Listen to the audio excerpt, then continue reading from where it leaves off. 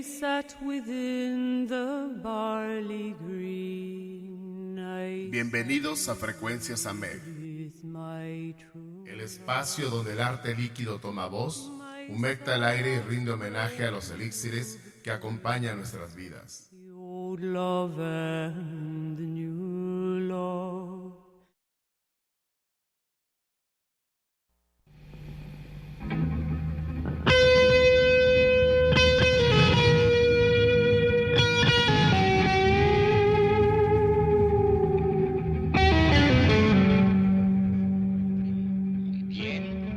Como siempre, agradeciendo a Frecuencias AMEG por permitirme de compartirnos idas.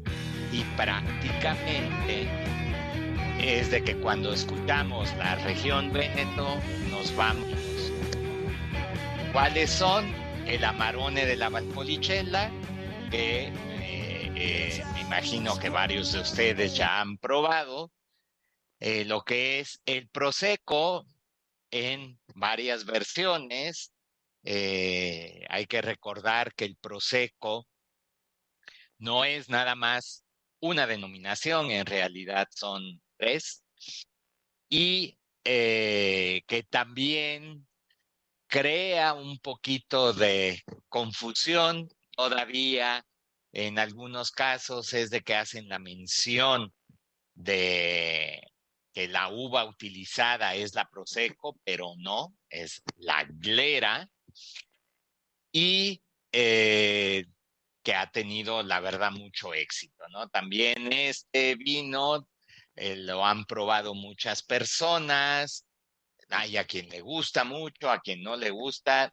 Ya saben que esto de los gustos, pues no podemos obligar a nadie, ¿no? Lo importante es darnos, como siempre lo comento, esa oportunidad en donde realmente probemos distintas versiones, distintas marcas de un vino y poderlo entender. Muy válido que después de todo este ejercicio, la conclusión es, no me gusta, ¿no? Y te repito, también eso es muy válido, ¿no? No nos tiene que gustar a todos el mismo producto. También hemos escuchado, y muchos han probado, lo que es el Valpolicella, que durante muchos años era uno de los pocos vinos que se tenían en México de esta zona, y también en muchas ocasiones se ha malentendido, o porque las veces que se ha probado a lo mejor no estaba en óptimas condiciones y se asoció a un vino muy ligero, a un vino en muchas ocasiones de poca calidad, pero realmente hay grandes Valpolicella. También se ha dado a conocer en los últimos años lo que es el Valpolicella Ripasso, que es un Valpolicella al cual se le hace una segunda fermentación mezclándolo con el orujo de la producción del Amarone. No en todos los años se produce, tiene que ser añada muy buena de Valpolicella para que el productor decida hacerlo, ¿no? También otro vino que era bastante conocido y que ha perdido un poco digamos, de auge es el suave, ¿no? Que muchos pensaban que era un vino muy sencillo, muy suave, pero en realidad viene de una pequeña ciudad que se llama Suave, y hay un castillo, ¿no? Como hay en muchos lados en Italia. Entonces, pues sí tenemos esta variedad, ¿no? Que son como los más conocidos. Pero hoy les quiero platicar que existen otros vinos, varios de ellos que los hay disponibles aquí en México y se vuelven una opción muy interesante, una opción en donde podemos estar eh, probando y disfrutando algunos vinos que realmente valen mucho la pena. Hay que considerar más o menos el Véneto es parte llanura y parte lo que son colinas. Recordemos también, Véneto es donde está Venecia, con lo que es Friuli, Venezia Giulia y el Trentino Alto Adige fueron conocidos, o a veces se hace referencia a esa zona como el Trivéneto. Entonces, si leen o escuchan esta palabra Trivéneto, hace referencia a estas tres regiones. Pero ¿cuáles son estos vinos, no? Empecemos por cuáles uvas son las que se utilizan para estos vinos poco comunes. Algunas de ellas se utilizan precisamente también para lo que es Amarone y Valpolicella, pero las voy a mencionar, ¿no? Entre las uvas blancas tenemos la Garganega, Nosiola, Verduzzo Trevillano, Vespayola y Pavana. Hay otras que son uvas típicas, autóctonas, pero que su producción es tan pequeña que ya sea que se utilicen siempre en mezcla y no en muchos vinos, o que se elaboren vinos, como se suele decir en italiano, en pureza con estas variedades. Recordemos también que la tendencia, ¿no? O llamémoslo, movimiento que ha habido en los últimos años en Italia, es de utilizar uvas que tradicionalmente se utilizaban para mezcla, utilizarlas para elaborar vinos con 100% esta uva. ¿Cuál es el objetivo? Un poquito es rescatar esa tipicidad, rescatar algunos vinos que con el tiempo se habían dejado de elaborar y también valorizar estas uvas. Se han dado cuenta que eh, al vinificarlas en pureza, realmente vamos a conocer esas características de las uvas, ¿no? Vamos a entenderlas un poco más y en muchas ocasiones es de que los vinos que se obtienen son vinos realmente peculiares, realmente que vale mucho la pena el probarlos, que vale mucho la pena el conocerlos, ¿no? Y que no se han dado o no se han conocido. Esa es la parte.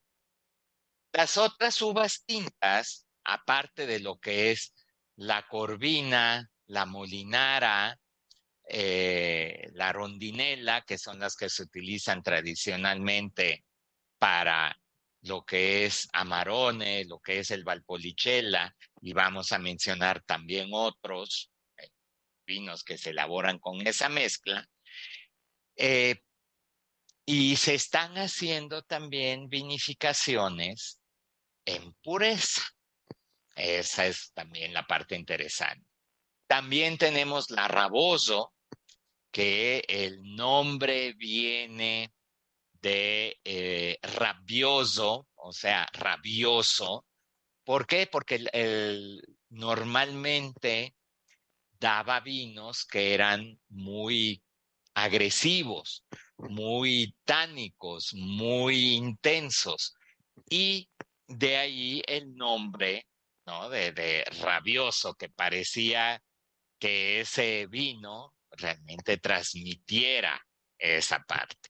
Otra uva que se fue dejando, era una de las más comunes y que tiene varios ecotipos, es la Schiava. El nombre sería esclava, pero era, repito, una uva que se cultivaba mucho, una uva, la verdad, muy productiva, muy resistente a plagas, a cuestiones meteorológicas, y con eso era precisamente una de las más cultivadas porque era más fácil, ¿no? Tenía buenos rendimientos y con eso, pues quien la cultivaba prácticamente tenía asegurada una producción en cantidad.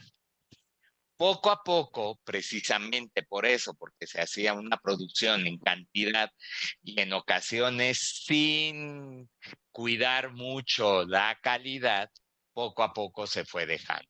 En los últimos años se ha estado como revalorizando.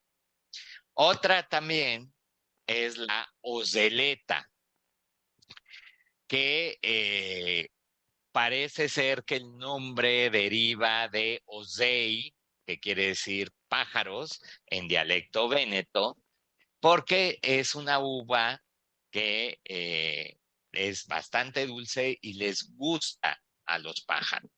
Entonces con eso viene pues el nombre. Entonces, esta es una panorámica y repito, me estoy refiriendo a unas cuantas de las uvas, hay muchas más. Es interesante el poder ver que hay un listado, obviamente, oficial de todas las uvas que son autorizadas, ¿no? En la región Véneto. En algunos casos se hace referencia a las uvas autorizadas en las provincias, o sea, algo mucho más específico. Y obviamente se cultivan también lo que son las uvas de, digamos, carácter internacional, como puede ser Chardonnay, Sauvignon Blanc, Merlot, Malbec también se cultiva en esta región y muchas otras, ¿no? Entonces, ya tenemos aquí un panorama que, solo considerando las uvas, tenemos un abanico de opciones bastante grande, ¿no? Pero vamos a estar hablando, repito, de las denominaciones de origen, que recordemos, las denominaciones de origen también tienen o contemplan lo que son las tipologías. Tipologías puede ser el blanco, rosado, tinto, el chiaretto, lo que es también el frizzante, el spumante, lo que es el clásico, lo que es el superiore, y también pueden incluir las subzonas o las unidades geográficas adicionales. Entonces, no todas las denominaciones tienen todas estas tipologías, pero repito, es importante si ustedes pueden consultar ya sea las páginas de lo que es el Ministerio de Agricultura italiano, en donde hay un apartado en donde podemos bajar lo que son los disciplinares, o sea, el reglamento de producción de las denominaciones, y también existen las páginas oficiales de los consorcios de tutela de alguna denominación en específico. Pensando en uno de los primeros, ¿no? Que además lo asociamos muy fácilmente con el Amarone, de hecho fue el precursor del Amarone de la Valpolicella, es el Recioto de la Valpolicella. Es denominación de origen controlada y garantizada. Se elabora con la uva corvina, la uva rondinela, y también pueden participar en esta mezcla otras uvas, las autorizadas, ya sea por la región, por la misma denominación o por la provincia.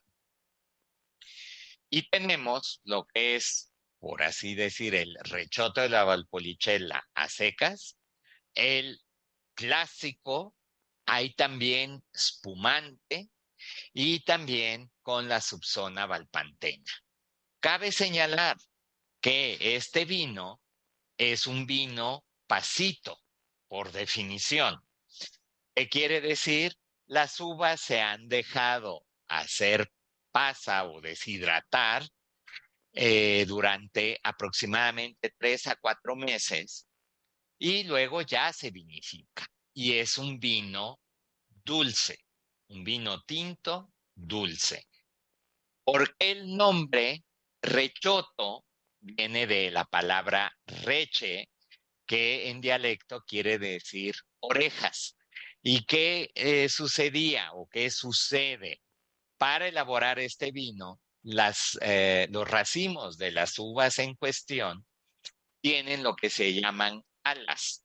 O sea, como podríamos imaginar el racimo con una forma similar a una T.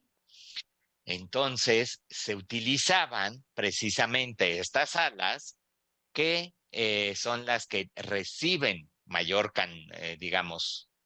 sol y por ende maduraban más. Y por eso se utilizaban estas para obtener este vino, repito, uva se deja hacer pasa, se vinifica, pero a final de cuentas va a tener un contenido de azúcar residual bastante elevado. No es para nada empalagoso, ¿no? Eso también es importante. Y aquí en México hay varias marcas, ¿cómo se llama?, que comercializan su Recioto de la Valpolicella. Vale mucho la pena. Es un vino, a final de cuentas, costoso, pero que es una experiencia muy interesante y además es un vino que por la cantidad de azúcar residual puede tener una guarda bastante prolongada. A mí me ha tocado probar algunos Reciotos que tenían aproximadamente 20, 25 años y la verdad, cosas muy interesantes. También hay un Recioto de Gambelara. Gambelara es un pueblito, igual es de OCG, y tenemos tanto, digamos, la versión normal, que es pasito también, lo que es el clásico y también spumante. Llama la atención que hay dentro de los vinos italianos, en varias denominaciones, que son pasito, o sea, elaborado como les acabo de comentar, pero que también los hacen espumosos. Entonces se vuelve una combinación peculiar. En algunos casos pueden ser vinos con una graduación alcohólica ya más importante, bastante dulces y además espumosos. La uva con que se elabora es la Garganega. Aquí en México ya he visto varios vinos elaborados, obviamente italianos, elaborados con la uva Garganega. Les recomiendo que los prueben. Es una uva muy fresca. Yo la definiría una uva alegre cuando se vinifica en blanco, ¿no? Luego, dentro de lo que es el Valdobbiadene Prosecco, eh, el superiore, está el que viene con la subzona Cartizze. Es un Prosecco, la verdad, especial. Su producción es muy limitada. Cartizze es un pueblito y son los pocos viñedos que hay alrededor. Y es un Prosecco realmente elegante, sutil, hasta lo que es la espuma que se forma se siente cremosa. La verdad es un vino para poder acompañar ciertos platillos que igual sean así delicados, con sabores complejos, pero sutiles a la vez. Y también aquí en México lo hay.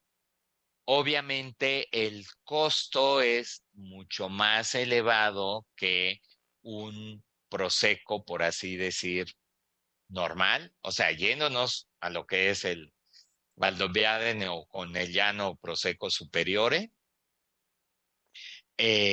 más o menos un Cartizze cuesta lo doble, ¿no? Igual hay varias marcas, aquí en México lo hay, entonces sí los invito a que busquen y que lo prueben. Y ya ustedes mismos podrán pues dar su opinión, no diría yo juicio, sino realmente opinión. Puede gustar, como no, la verdad yo lo recomiendo, pero ustedes son los que tienen digamos, la última palabra. Luego, el Bardolino, que a veces es considerado como el hermanito menor del Valpolicella, pero que realmente es algo diferente. Aunque se utilizan las mismas uvas, pero en proporciones diferentes, y además se utiliza lo que es la uva negrara. En general es Corvina Veronese, Rondinella y Negrara.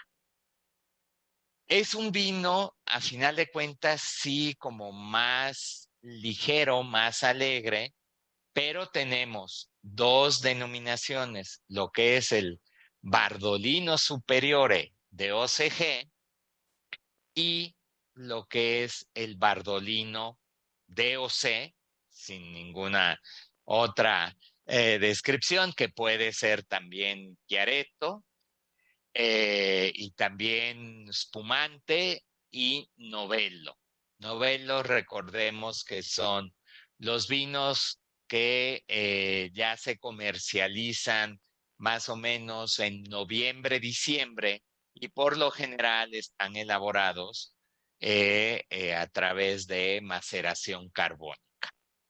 Entonces, aquí en México hay tanto Bardolino Superiore como Bardolino, y también es un vino interesante, repito, es un vino más ligero, como más, podríamos decir, más fácil de tomar, aunque hay algunas versiones que la verdad sí son complejas, pero vale en la pena darse la oportunidad, ¿no? De conocerlo, de probarlo y entender, porque es también eso muy interesante.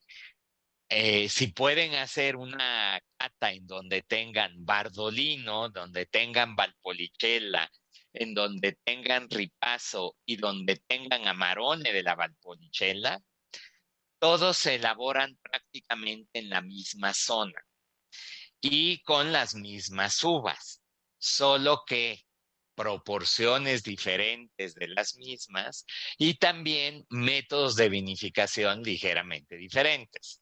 Digo, el Amarone, ese sí es un pasito, pero también eso va a ser un ejercicio en donde vamos a poder ver cómo moviendo estas variables o estos factores, vamos a tener vinos que se van a expresar de forma muy diferente. También tenemos lo que es, que esa no estoy seguro de haberla visto aquí en México, la denominación Lison, así se escribe, Lison, es de OCG, y que se elabora con la uva que se llama Tai.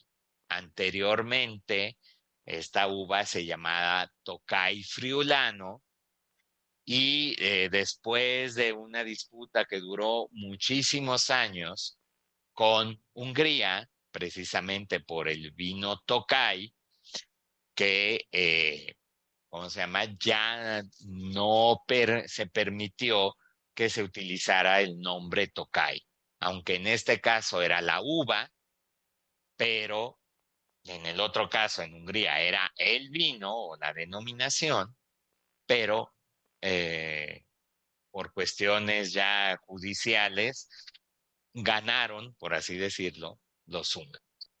Sí hay en México vinos elaborados con uva Tai, y los encontramos, y la verdad es una uva bastante interesante, ¿no? Es uva blanca, y con esto vamos a poder también entender un poco más el estilo, probando todos estos vinos, el estilo de los vinos del Véneto. Recordemos que en Italia está muy marcada la parte, digamos, como de regionalismo, y eso lo va a hacer también muy interesante. Entonces, la denominación Gambellara, también Gambellara secas, no Recioto di Gambellara. Aquí no los he visto, pero eso no quiere decir que no estén. Y se utiliza normalmente la uva Garganega, 30%, y luego también Pinot Grigio, Trebbiano di Soave, y también se puede incluir Chardonnay.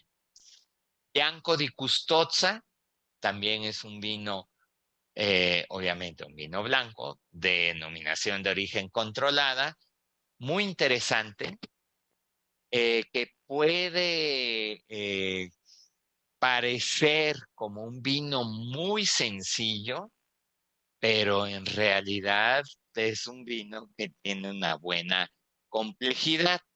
Aquí se hace una mezcla realmente de varias uvas. Se las voy a mencionar nada más para que tengan una idea, ¿no? De cuáles son. La principal es Trebbiano, luego viene Garganega, Trebbianello, otra que se llama Bianca Fernanda, Malvasia, Riesling Itálico, Pinot Bianco, Chardonnay, Manzoni Bianco.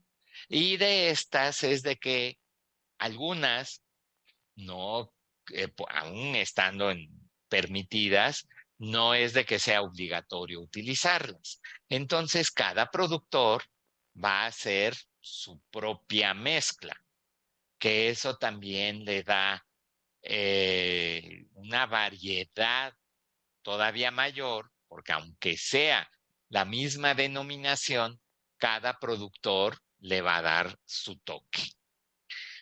Otro vino es blanco, y que ahorita les digo cuáles otras tipologías tiene, es el Lugana.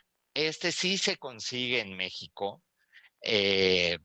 Son vinos, la verdad, complejos, vinos que se han estado revalorizando en los últimos años, y tenemos, por así decirlo, el Lugana, el normal, el Superiore, el Riserva, el vendemia tardiva, que es la cosecha tardía, y también spumante.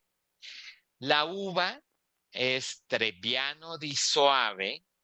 El Trebbiano es una gran familia de uvas y que localmente se llama Turbiana.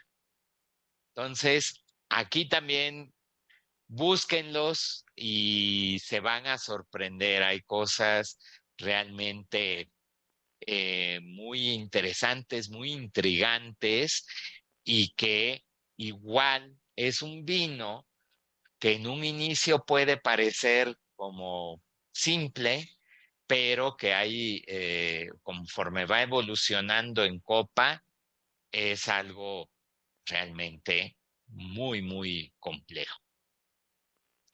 Luego tenemos también lo que es la denominación Piave, denominación de origen controlada.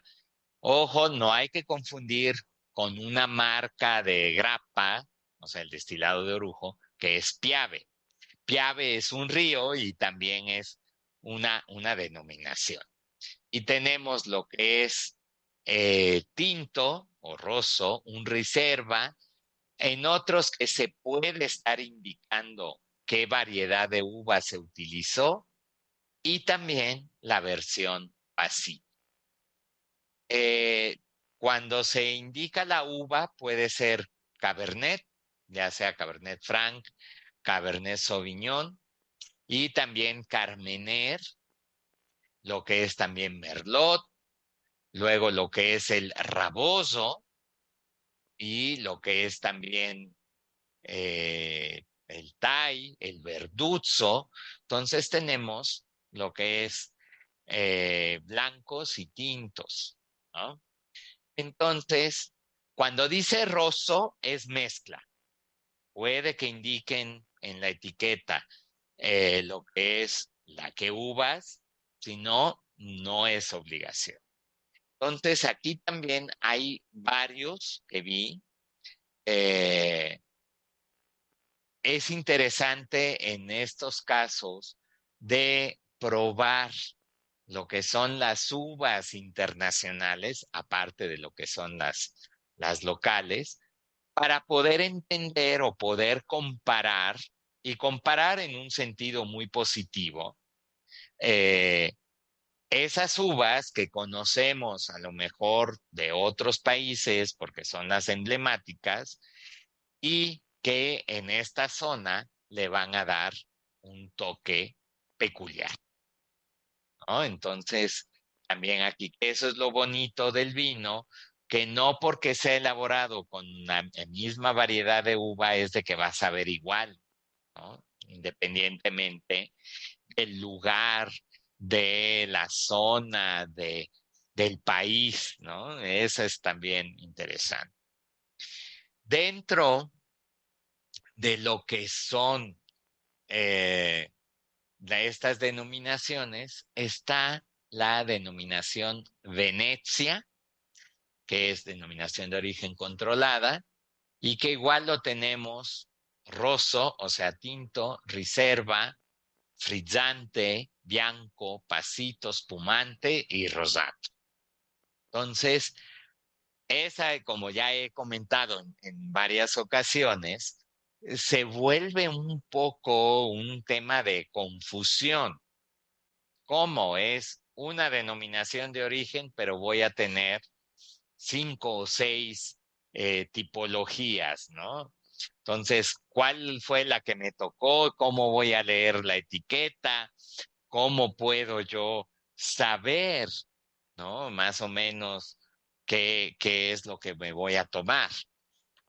Afortunadamente, ahorita, como prácticamente todos los productores tienen su página en internet, uno puede enterarse, ok, mira, es de tal uva o mezcla de uvas, o qué tipo de proceso, si pasó por madera o no.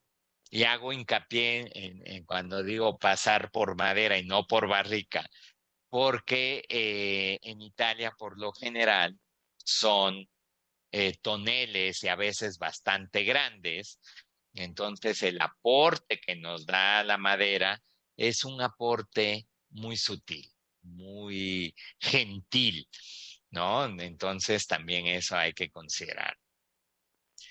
De aquí vemos que realmente hay un abanico, que como luego suelo decir, que ese abanico se vuelve pues todo un círculo completo de opciones, ¿no? Y que nos puede estar confundiendo.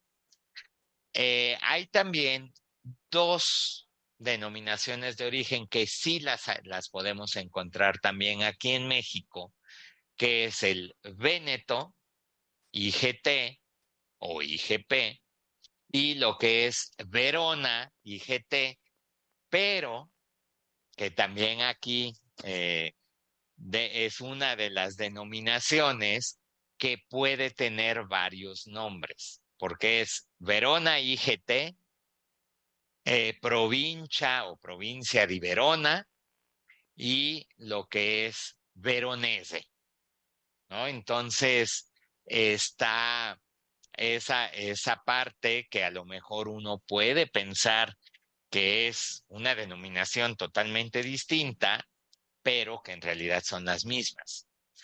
Aquí igual se puede tener vinos blancos, también frizzante, tintos, también frizzante, o novello, rosados, también frizzante. Entonces también aquí una misma denominación nos da muchas opciones, ¿no? Aquí de estas, como les comenté, sí hay unas cuantas etiquetas aquí en México, igual búsquenlas. Obviamente, como nos da la opción, digo, al productor de utilizar una gran variedad de uvas, entonces no podemos tal cual comparar una etiqueta con otra, a menos de que esté elaborada, obviamente, con la misma mezcla de uvas y demás. Hay una denominación que además es curioso porque en algunos casos todavía la encontramos como IGT y en otros como DOC, que es Delle Venezie. Aquí, ¿qué se buscó? Que además es una denominación interregional, que es solo elaborada con uva Pinot Grillo. ¿Y qué se quiso hacer? ¿Por qué se hizo esa denominación? Los mismos productores quisieron resaltar la tipicidad de esos vinos de Pinot Grillo de esa zona. Y la verdad lo lograron.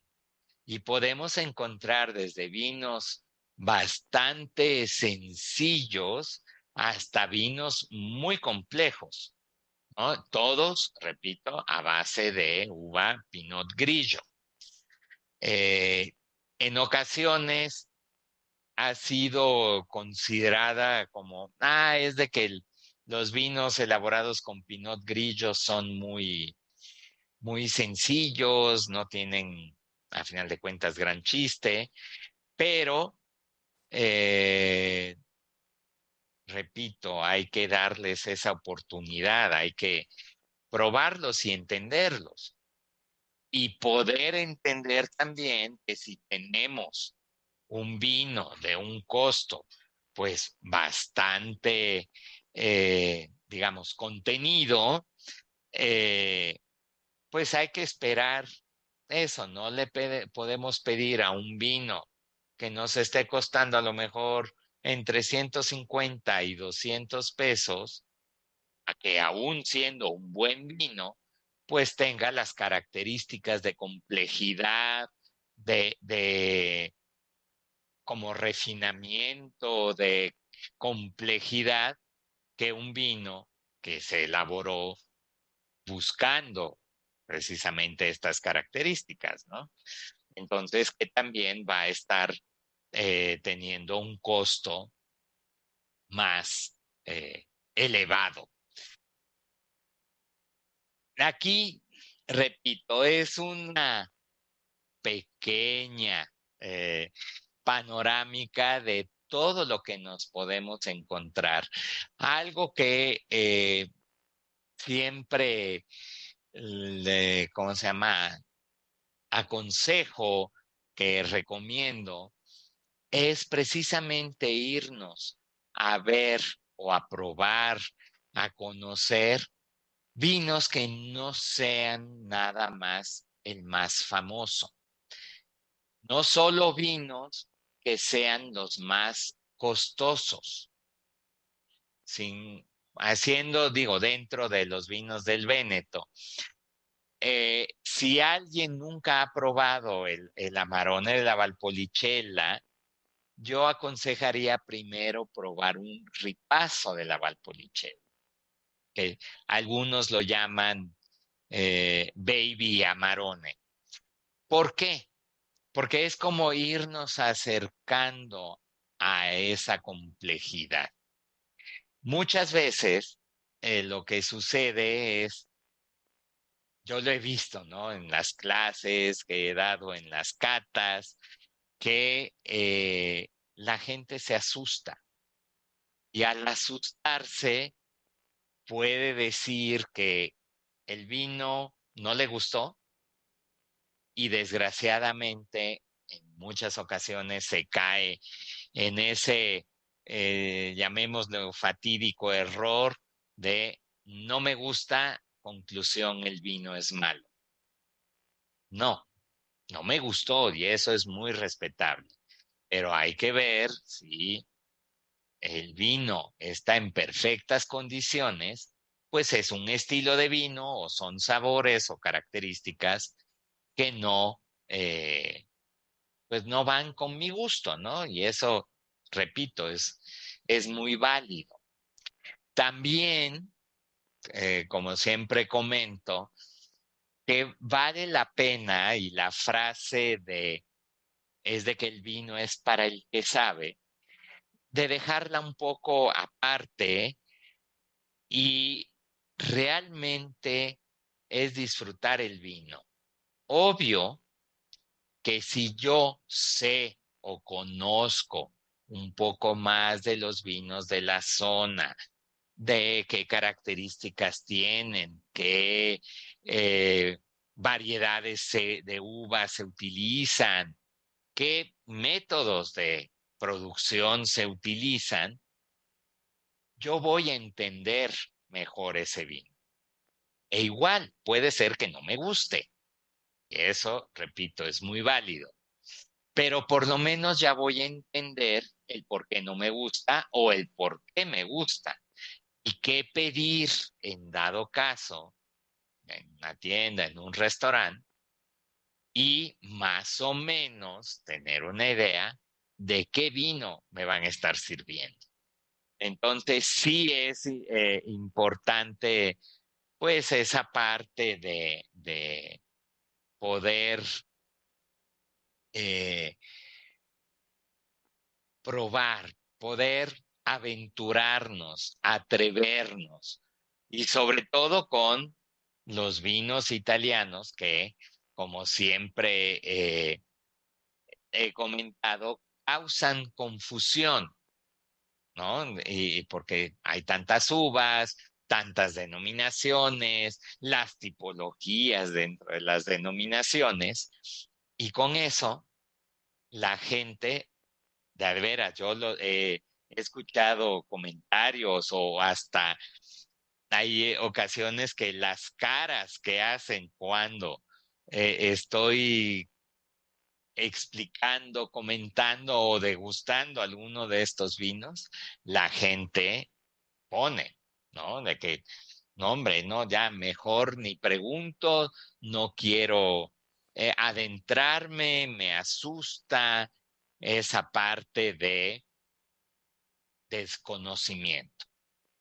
Pero eso no quiere decir que si no conocemos todo esto, no podamos disfrutar un buen vino. Entonces, también aquí, que siempre me encanta, ¿cómo se llama? platicar y comentar de los maridajes que se pueden hacer, ¿no?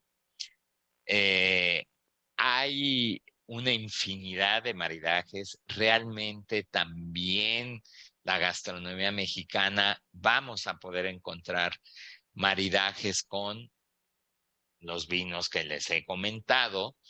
Con eso el poder, ¿no? Identificar y a veces sorprenderse. Créanme que después de tantos años, pues ya llevo en el mundo del vino de manera profesional 28 años, la verdad uno dice, nunca termino de aprender, nunca termino de sorprenderme.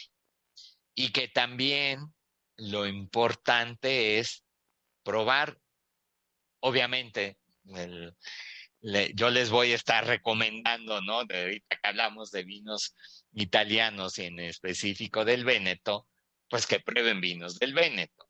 Pero probemos vinos de cualquier parte. Y siempre manteniendo esa, digamos, esa postura de estar con la mente abierta, de no hacernos como un preconcepto, ¿no? De lo que vamos a probar, o es porque yo quiero un vino, y créanme, me ha pasado que me los han preguntado así, que es que yo quiero un vino italiano, pero que sepa como un vino español o como un vino chileno. Entonces, bueno, si quieres eso, mejor adquiere un vino chileno, un vino español, un vino francés o de donde sea, porque si ese es el estilo que te gusta, pues no lo vas a encontrar en un vino italiano, ¿no? Como puede suceder lo mismo que alguien que quiera un vino español, pero que sepa como un vino italiano. Eso es lo bonito del mundo del vino. Tenemos una gran variedad. Y también regresando a la cuestión de los maridajes, atrévanse, realmente. El otro día hice un maridaje de los que yo llamo de casualidad, y en este caso fue también un maridaje medio extraño.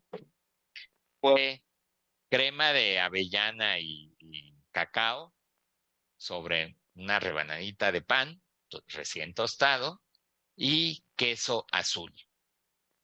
Y lo acompañé, en esta ocasión no fue vino italiano, pero fuera lo que tenía yo de ahí, con un oporto. Y créanme que fue una experiencia en un inicio extraña, pero que poco a poco, cuando uno lo va probando, prestándole atención, le descubre muchas cosas. Y justamente, llegando a esto de los maridajes, di una cata el día de ayer, que eran chocolates y 3 vinos, un blanco, un tinto, sicilianos y Oporto. Que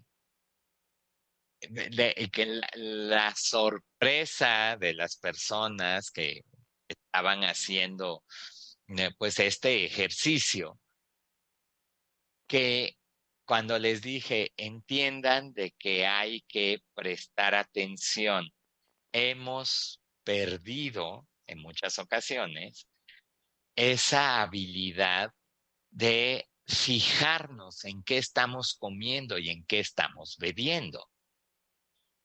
Y cuando hicieron el ejercicio de realmente prestar la atención a lo que estaban comiendo y bebiendo, en muchos casos cambiaron totalmente de opinión, ¿no? Es de que no me había fijado en esto, no me había fijado en lo otro, no lo había visto bajo ese eh, punto de vista, y la verdad son eh, a final de cuentas, experiencias gratificantes también para mí, ¿eh? Y de verlo bajo ese esquema.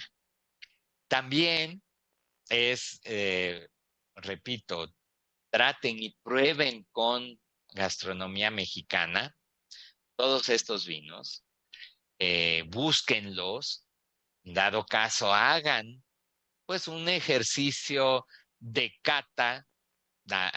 Sé que habemos muchos que ya lo hacemos de forma prácticamente automática, ¿no? De que nos sirven un vino y empezamos a hacer una cata, ¿no? Nos fijamos en colores, en aromas, en sensaciones, en sabores, pero eso también nos va a traer un placer.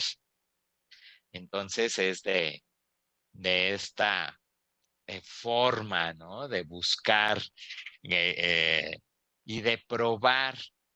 Muchas veces se vuelve complicado, refiriéndonos a los vinos, que uno dice, es de que me encantaría probar esta uva, pero aquí en México a lo mejor no llega ningún vino elaborado con esa uva.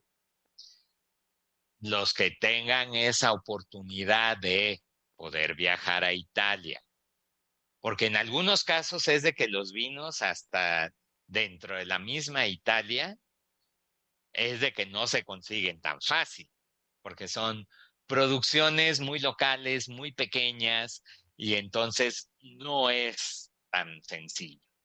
Pero cuando lo vean, cuando puedan viajar a Italia, no se queden con esa parte de es de que mejor me voy por el vino conocido para no sorprenderme, ¿no? Experimente. Y algo también importante es que a lo mejor vamos a hacer como una especie de programa especial para esto, cómo interpretar una etiqueta de vino italiano. Porque a veces sucede que en una carta de vinos de un restaurante, en una descripción dentro de una tienda, ya sea física o virtual, hacen mucha confusión y la verdad es algo que a mí ya por cuestiones, digamos, de deformación profesional, me brinca, lo veo enseguida. Y mezclan lo que son las denominaciones con la marca o con el tipo de vino, o simplemente no ponen la información completa.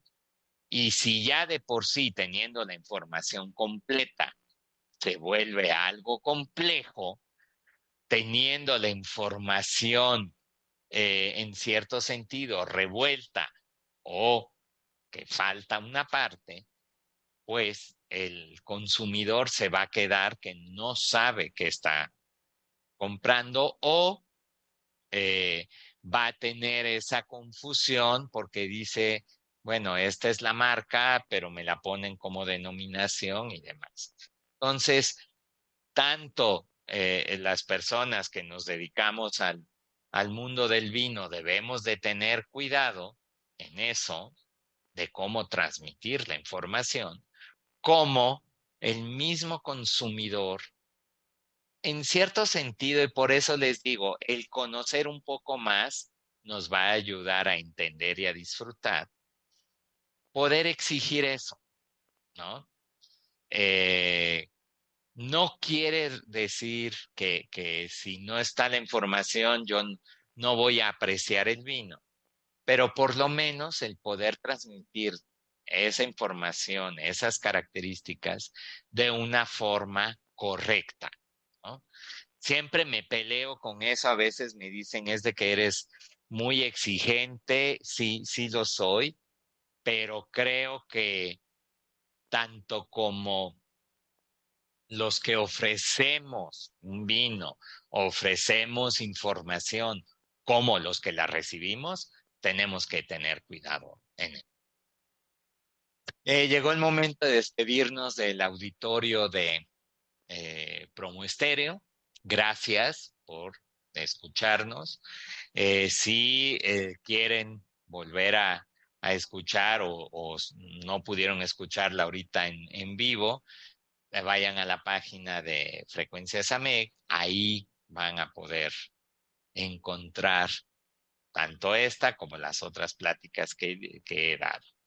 Pues me despido agradeciendo nuevamente a todo el equipo que nos ayuda y pues seguimos en la discusión Frecuencias AMEC.